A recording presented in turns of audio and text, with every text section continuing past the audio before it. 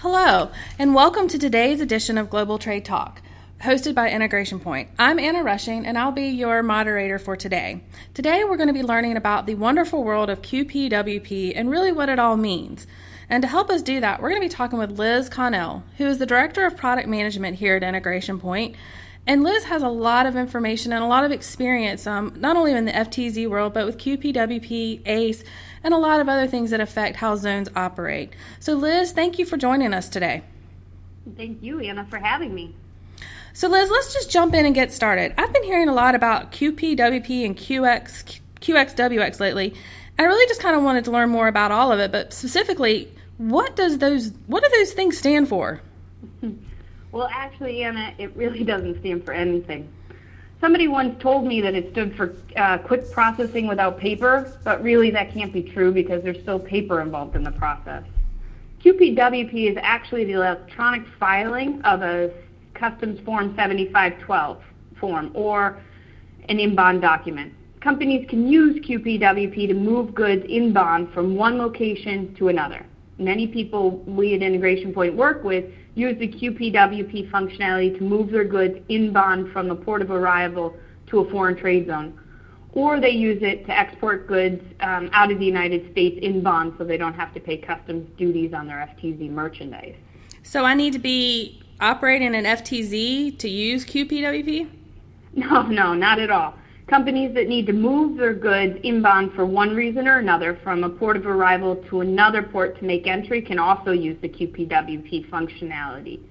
QPWP files can be used for in bond from a foreign country for merchandise moving via any mode of transportation, via a mode of transportation of either ocean or rail. So goods coming from the United States via air would actually need to use QXWX functionality that Customs is currently working on. For outbound or export movements using QPWP, all modes of transport apply. So you can use the QPWP functionality for any kind of 7512 in-bond movement. So that would be the immediate export or the IE form, or a T&E, which is the transportation and exportation, as well as zone-to-zone transfers between foreign trade zones. Okay, well, that's a great answer, but you also mentioned that QXWX again. Can you give me more information about that? And I keep hearing that the program's on and then it's off. Can you give me a status of that? Certainly. So QXWX is the electronic filing of in-bond for companies doing movements via air into the United States. Because air bill of ladings haven't yet migrated over to the ACE platform within Customs system, the QPWP application wouldn't work for those kind of shipments.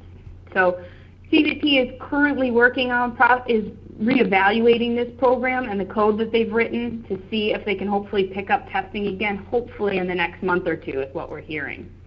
But they're not currently giving a date that they'd like to have QXWX rolled out to companies to be able to use. But certainly, as soon as we know anything here at Integration Point, we'll be keeping people up to date via our FTZ blog and our GTM blog.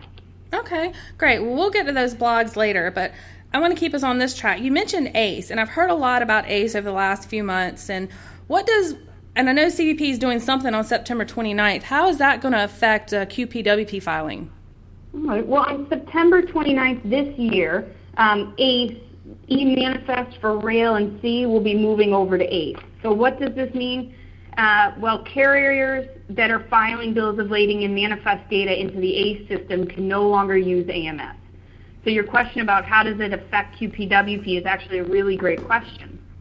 Because the QPWP file is posting against the bill of lading in Customs system, companies will have to file all of their QPWP filings into that ACE system come September 29th.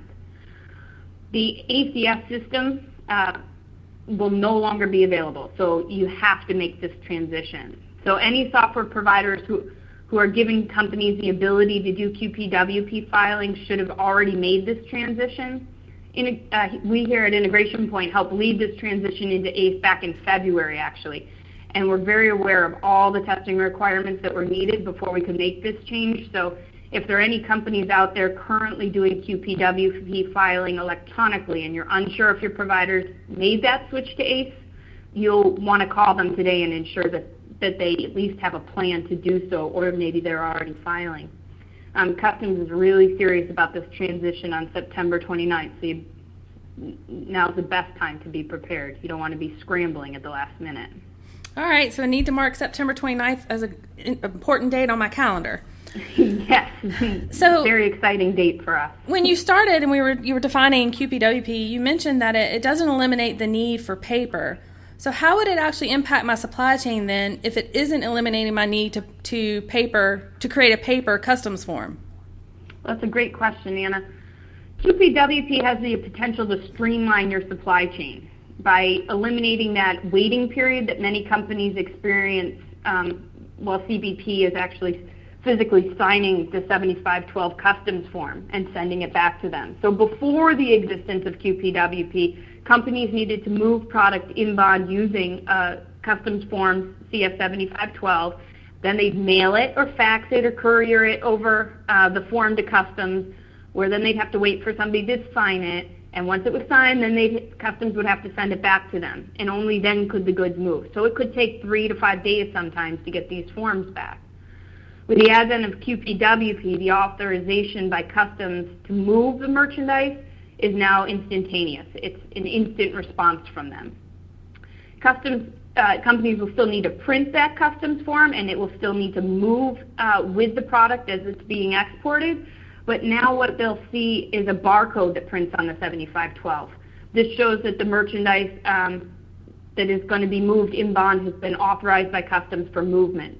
The barcode actually becomes pretty handy for CBP. They can just scan the form with their scanner guns at the port, and it will give them an instant status of the merchandise and help automate that arrival process at the same time. So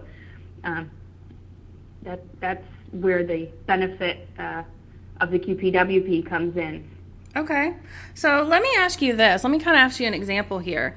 If my trucker opens a QPW inbound movement to get goods to my FTZ, do they have to close the inbound movement as well? I get this question a lot, actually, Anna, because it's a really confusing process. Many people use the terms arrival and closure of an inbound simultaneously. They're actually two different things. If we look at a shipment moving inbound to the United States from a foreign location, say China, there are really two steps to closing the inbound movement. First, the inbound needs to be arrived. The arrival is the responsibility of the carrier, and it can be done either electronically via using that WP portion of the QPWP process, or they could send the 7512 paperwork that was traveling with the goods to customs where CBP could manually arrive the 7512. If the FTZ operator has an arrangement with the carrier for doing so, the FTZ operator could also do the arrival of the inbound once the merchandise is arrived at their facility using their QPWP function of the arrival message on the E214 concurrence. The second step in this process is the closing of the bill of lading associated with the inbound. To close the bill, either an entry needs to be made or an admission into a foreign trade zone needs to be done on the bill of lading. If an admission is filed for merchandise moving into an FTZ, then a concurrence also needs to be done to completely close out that bill. The entry process, or the admission and concurrence process that I just mentioned, will then release the quantity, the manifested quantity in CBP systems, and only then will the inbound movement truly be closed. So to answer your earlier question, the person opening the QPWP inbound movement will not always have to be the same person who will be closing the inbound movement. Have I lost you yet, Anna? No, I think I'm getting it. So the inbound process for merchandise moving inbound to the United States, I kind of get that. But what about if it's being exported? Is that a different process? Not really. There's still a two-step process. The inbound movement still has to be arrived, and an export needs to be done to close the 7512.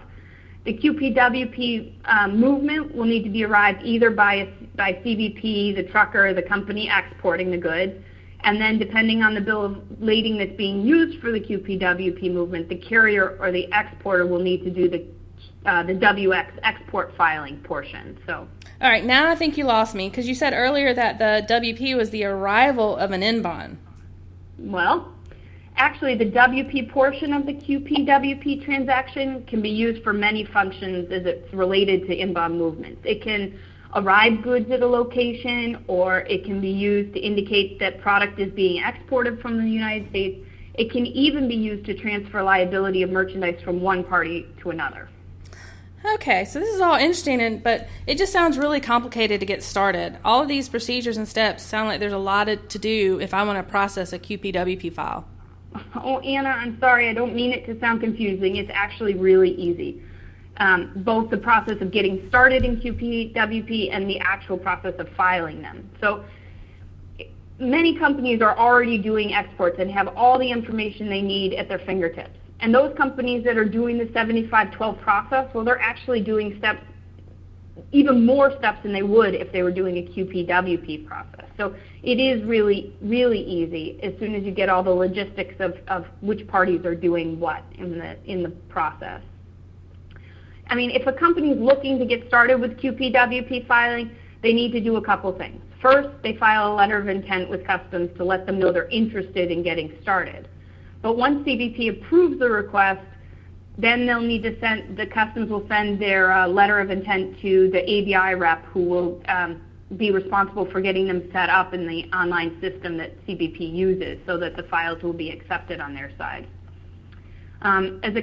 As far as working on that supply chain and who's responsible, a company would also want to speak with their carriers to ensure that they are using a bonded carrier, and if they're intending to file QPWP records on behalf of the carrier, that there's a power of attorney set up, and that the carriers also updated the profile if necessary to display them as a party that can obligate their bond. So that's really, as soon as those roles and responsibilities are set up, then the rest of the QPWP process is easy. The final thing a company would obviously need is a way to connect to Customs to file these electronic in-bonds. Companies that are running foreign trade zones currently on a software package can usually leverage their connectivity to Customs. Integration Point, however, also offers a standalone package for companies that need the ability to file QPWP files directly to Customs ACE system as well. So it can be a standalone package too. Okay. Well, it does sound complicated, but yet easy. So, it looks like something people might want to look into. And, this is all the time we have for today. So not to cut you off, I want to go ahead and stop you here. And you've given us a lot of good information on QPWP, and I do appreciate that. And I wanted to go back to the blogs. Where can people go to get information on your blog? Actually, we have a fantastic blog. I'm glad you asked me about it again. They can find out more information at www.integrationpoint.com/foreign trade zone news. Okay, great. Well, I'm sure they'll have more information about QPWP as it continues to progress with CBP and QXWX as well. So, again, Liz, I appreciate you joining us today. If you would like any information about anything Liz has talked about today or anything from Integration Point, please feel free to send us an email at info@integrationpoint.com. Again, this is Anna Rushing for Global Trade Talk, and we thank you for joining us today.